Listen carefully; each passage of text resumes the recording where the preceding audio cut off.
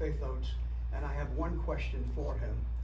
His time is limited, but General Flynn, what can the Christian people do to help this country? And voting, of course, is the big question. Mm-hmm. How can we get them out there and vote? Because it is the biggest voting bloc, especially just the Catholic alone. Yeah. And if there's an overwhelming 150 million people voting to get this country right, they couldn't cheat their way out of that. Yeah.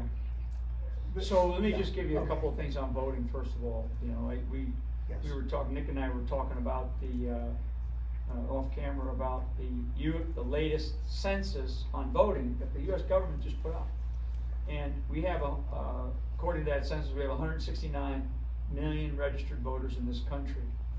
During the 2020 election, in that census, there was a 69% turnout.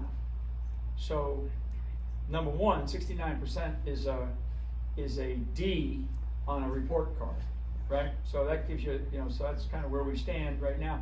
69% is usually is about 4% higher than normal for presidential elections, which is also a D on a report card. So when you think that people would be actually caring about the direction of the country and voting for someone who's going to be the U.S. president, you'd think that they would go and vote, right? Yes. At least during a presidential election. And the normal turnout during a presidential election is about 65%. Now this 2020 was a little bit higher, 69. Not much better though. Mm-hmm. So within that voting, those percentages and those numbers, which tends to go over a lot of people's heads, is the Christian block of voters, right? The largest block of voters in our country remains the sort of the body of Christians, right? And it's not just somebody who's an Episcopalian or a Presbyterian or a Methodist or a Lutheran. It's the whole sort of body of ecumenical faiths within the Christian community, to include Catholic, which is what I am. And I was talking earlier with Nick about the Catholic faith being actually the largest block of voters in the country. So when you start to think about the demographics of the country, white, Hispanic, black, Asian, first European, and then other like Hispanic. So you start looking at the demographics and the percentages, and I won't get them exactly right, but we're still looking at, even in those persuasions, those demographic persuasions, there's a lot of Christians in those. I mean, within the African American community, within the Hispanic community, within the Asian community, like Serbians. I'll mention Serbia because I've become very familiar with some Serbian friends of mine. There's like 2 million Serbians in this country. The Muslim faith. The Muslim faith in this country, they're not large in terms of a large percentage of the country as it stands today, but they vote like 85%.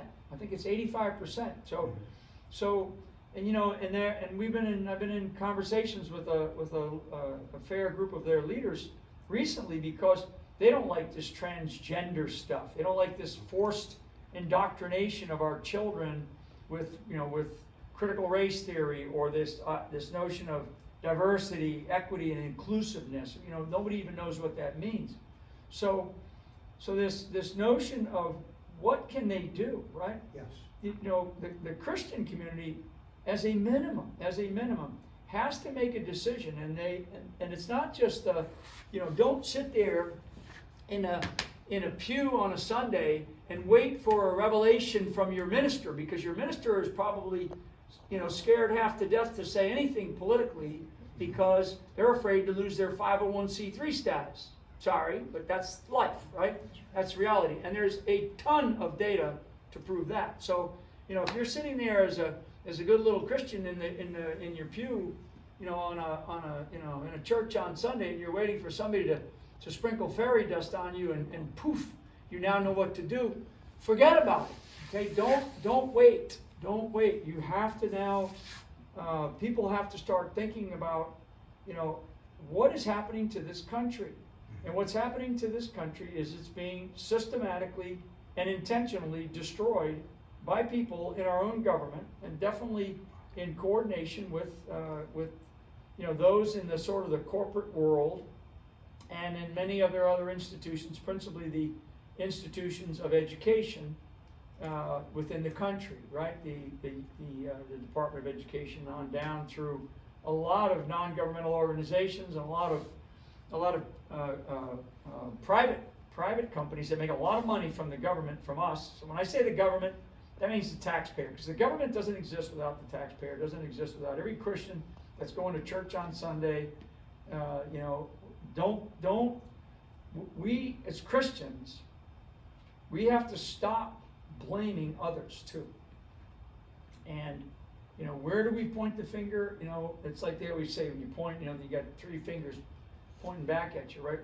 Our apathy and our laziness in connecting our faith with our way of life in this country has gotten us to where we are today. So people go, why would they do this? Why would they allow all this madness? Why would they destroy the economy? Why would they destroy the border? Why would they destroy our communities? Why would they attack Christians, which they're doing? Why would the FBI go and raid the home of a man who stood outside of an abortion clinic and peacefully protested, and he won the case, had to take it to the Supreme Court. There's I think it's 3 women, and I've lost the bubble on it, but it was about a week or 2 ago. 3 women that stood out in front of an abortion clinic, and now they're looking like they're going to end up going to jail for maybe collectively about 10 years. Standing outside, these are Christian women who are standing outside of an abortion clinic protesting. So why are all these things happening? Because why would they do this, right? Why would they do this? And you have to quit, wringing your hands about it. And what you have to do is you have to start to really understand the why. And the why, a portion of it is because we're dealing with a takeover of the United States government by a group of globalists who are soulless, dark, and don't have Christianity at the center of their lives. Okay? Some of them will pretend like the guy that's in the White House, Joe Biden, he'll pretend. I mean, he's a Catholic. He says he's a Catholic. Nancy Pelosi, right, the former Speaker of the House, says she's a Catholic. These are people that are not Catholics.